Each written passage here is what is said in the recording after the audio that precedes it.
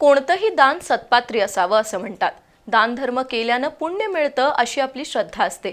आजवर केवळ पैशाचं, मालमत्तेचं किंवा वस्तूंचं दान केलं जायचं, पण आधुनिक काळात रक्तदान, नेत्रदान, त्वचादान असे टप्पे निर्माण झाले। आता तर शरीरातील अनेक महत्त्वपूर्ण अवयवांचंही दान करता येतं। त्यातून एखाद्या अत्यवस्थ आणि मृत्यूच्या उंबरठ्यावर असलेल्या रुग्णाला पुनर्जन्म मिळू शकतो। आजच्या जागतिक अवयवदान दिनानिमित्त समजून घेऊया अवयवदानाचं महत्त्व आणि गरज। विज्ञान तंत्रज्ञान झपाट्याने विकसित होतंय। वैद्यकीय क्षेत्रात तर प्रचंड बदल होत आहेत। त्यामुळे आता मानवी शरीरातील अवयव दान करणं शक्य झालंय। अपघातामुळे किंवा अन्य कारणांमुळे एखाद्या व्यक्तीचा ब्रेन डेड झाला तरी त्या व्यक्तीच्या शरीरातील अनेक अवयव आपलं काम करत असतात। तर दुसरीकडे अपघात किंवा जुनाट आजारांमुळे काही रुग्णांचे शारीरिक अवयव निकामी झालेले असतात। अशा रुग्णांना अवयव प्रत्यारोपणाची गरज असते।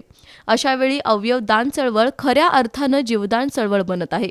कधी काळी मानवानं कल्पनाही केली नव्हती असं तंत्रज्ञान आता विकसित झालंय।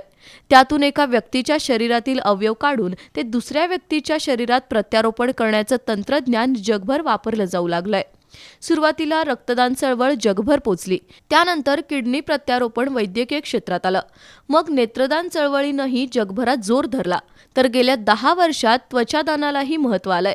पण गेल्या 8 ते 10 वर्षात वैद्यकीय तंत्रज्ञान झपाट्यानं बदललं आणि लिव्हर, फुफ्फुस आणि अगदी हृदय प्रत्यारोपण करणं सुद्धा शक्य झालं।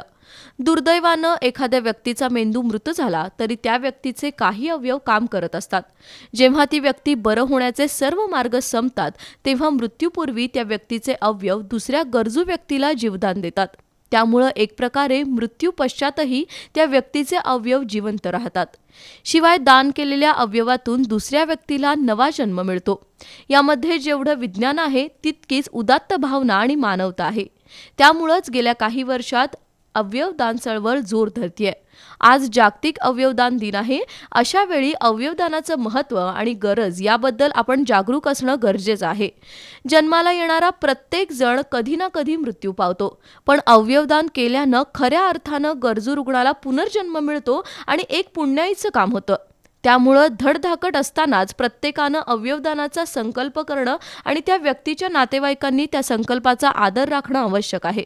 कारण अवयवदान ही जगातील सर्वात मोठ्या दानाची संकल्पना आहे।